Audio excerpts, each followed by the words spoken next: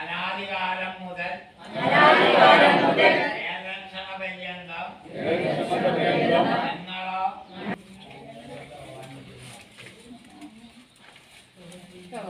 ഈ നടത്തിലേക്ക് നമസ്കരിക്കാൻ പോകേണ്ട അദ്ദേഹത്തിന് നല്ല പരിചയം മുന്നിൽ പോയി കണ്ട മേലത്തോട് ആ ഓക്കെ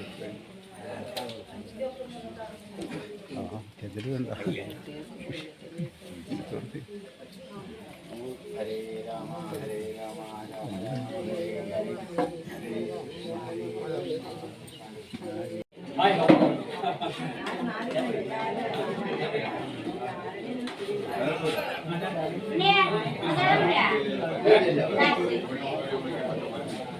നമസ്കാരം. നമ്മുടെ പള്ളിപ്പുറത്തെ ചിരപുരാതനമായ ശ്രീകൃഷ്ണ ക്ഷേത്രം അതിജീർണാവസ്ഥയിലായിട്ട് കുറേ കാലമായി. സാമ്പത്തിക പരിമിതികളും മറ്റും മൂലമാണ് അതിൻ്റെ പുനരുദ്ധാരണം വേണ്ടുപോയത്.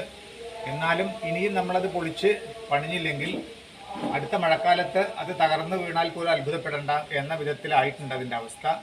അതുകൊണ്ട് അത് തിരിച്ചറിഞ്ഞ് ക്ഷേത്ര കമ്മിറ്റിയും ഭക്തരും ക്ഷേത്രോത്സാഹികളുമായിട്ടുള്ള ആളുകൾ അതിന് പുനരുദ്ധാരണത്തിന് മുന്നോട്ട് വന്നിരിക്കുകയാണ്. ഇതിന് നിർലോഭമായിട്ടുള്ള അകമഴിഞ്ഞ സഹകരണം എല്ലാവരുടെയും ഭാഗത്തുനിന്ന് ഉണ്ടാവണം. നമ്മുടെ ഈ ദേശത്തിൻ്റെ ഒരു നാട്ടുവെളിച്ചമാണ് ഈ ശ്രീകൃഷ്ണ ക്ഷേത്രം. ഏതൊരു ക്ഷേത്രവും അങ്ങനെ തന്നെയാണ്. നമ്മുടെ ഉൾവെളിച്ചമായി മാറേണ്ടതാണ് ദേവാലയത്തിൽ കൊളുത്തുന്ന ദീപം.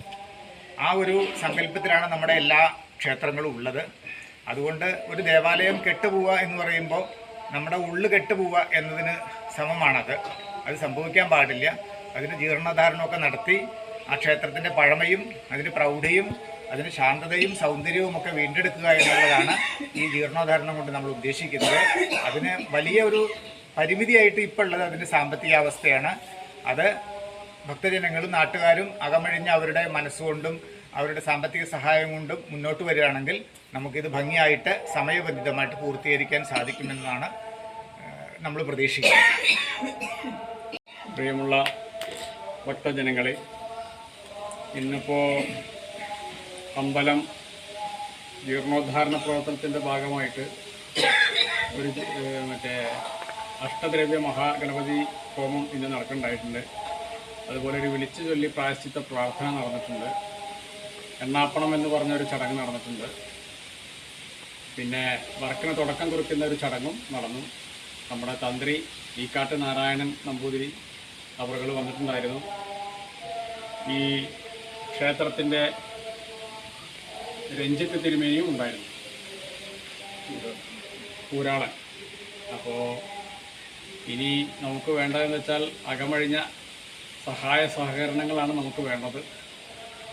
ഏതാണ്ട് കുറച്ച് നമുക്ക് വന്നിട്ടുണ്ട് പൈസകൾ.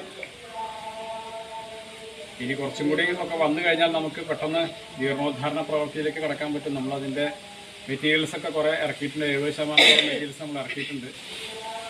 അപ്പോൾ എത്രയും പെട്ടെന്ന് അതിൻ്റെ വർക്കുകൾ തീർക്കാൻ ആവശ്യമായ സഹായ സഹകരണങ്ങൾ നല്ലവരായ നാട്ടുകാരും ഭക്തജനങ്ങളും ചെയ്തു തരണമെന്നാണ് അഭ്യർത്ഥിക്കാനുള്ളത്.